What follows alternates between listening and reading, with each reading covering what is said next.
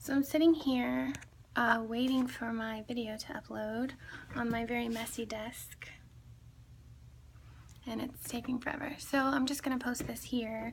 That's for YouTube anyways.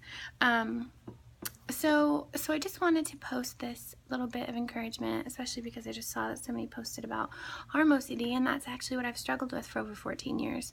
I'm not sure where to start ever when I want to encourage somebody who I don't know how much they know about harm OCD. I don't know how much they've experienced or what their thoughts are, and I certainly don't want to trigger anybody.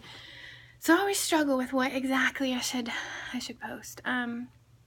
So I'll just say this. I'll just say that the thoughts that come into your mind that are terrifying, that rock your world and make you feel like you are a monster, those thoughts aren't from you. Obsessive compulsive disorder is a desire of fear, not a disorder. It's a disorder of fear, not of desire. So obsessive compulsive disorder is a disorder of fear, not of desire. So those thoughts aren't coming from your heart. Those thoughts are coming from a mechanism of your brain. We live in a really scary world sometimes, and with all the beauty and the good, there's bad, and so naturally our brains are going to process both good and bad things for us to think about and to take notice of. So when you have really bad thoughts, thoughts that scare you and thoughts that make you question yourself and your identity, you have to recognize that those thoughts aren't from you. Those thoughts are OCD, and those thoughts are intrusive thoughts, and those thoughts, you don't want them there. They're not something that you think about all day that you want to do. You're not planning to do anything crazy. I remember when somebody said, well, those thoughts, do you want to harm your kids? I think, oh, maybe I do want to. No, you don't, because if you did, you'd go and do it. You wouldn't sit here worrying about it.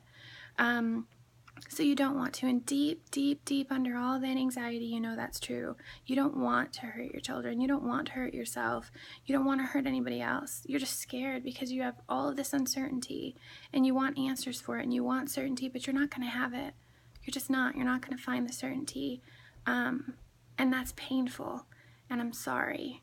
And I think that's one of the things that we first have to come to accept, is that thoughts don't mean anything. Man, I wish that we could just somehow turn our feelings off to them, but we can't. I still get thoughts from time to time, not near as often as I used to. I still get thoughts that are scary. You know, what if I just threw my kid over the bridge real quick? Or what if I drowned my little girl right now? Or what if I took this lace and wrapped it around her throat or something? I mean, there's this crazy thoughts, right? Those aren't me. I've never wanted to do those things. Why do they pop into my head? I don't know. Why does Stephen King make millions and millions of dollars off of his craziness? He doesn't have obsessive compulsive disorder, but let me tell you that man has had way crazier thoughts than I have ever had.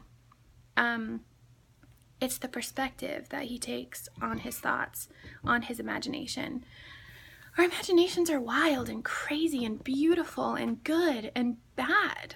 And we have to accept it all. We have to embrace all those angles, all those aspects. And when we can really come to terms with the fact that our thoughts aren't defining who we are, they're not from a deep-seated desire in our hearts. Our thoughts aren't indicators of what's going to happen in the future. I used to think, oh man, someday I'm going to do something really bad, or maybe I'm created for evil. I used to think so many bad things. I used to think maybe these... Anyways, I won't trigger you by saying other things, but thoughts are just thoughts. They're not you. They're not who you are. They're not who you want to be. Just stop. Just stop and realize that those thoughts aren't what you want to do, that they're not coming from your heart. It feels like it, but you're actually resisting them, and that's why they're hitting you so hard. So stop resisting them. Let them be there. Let them wash over you, and don't say anything to them. When you respond to the thoughts, when you say to the thoughts, I'm not a bad person, or I don't want to do that, that makes it worse, because you're sending a signal to your brain that there's something to be afraid of. You have to do nothing and tell your brain, I'm not going to respond to that thought. It is what it is. Maybe I'll go crazy. Who knows? And just keep doing whatever you're doing.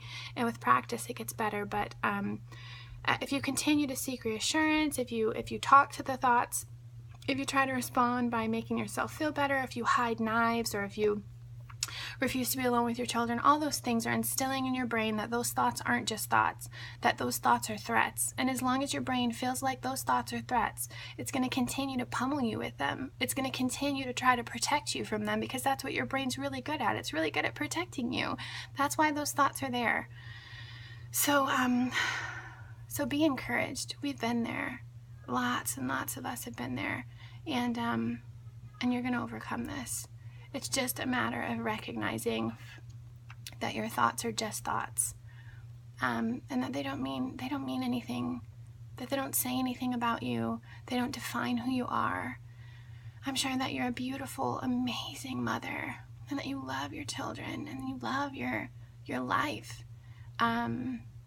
You can get there again. You can love life again. You can be happy again. You can have peace and joy and hope. It just takes work.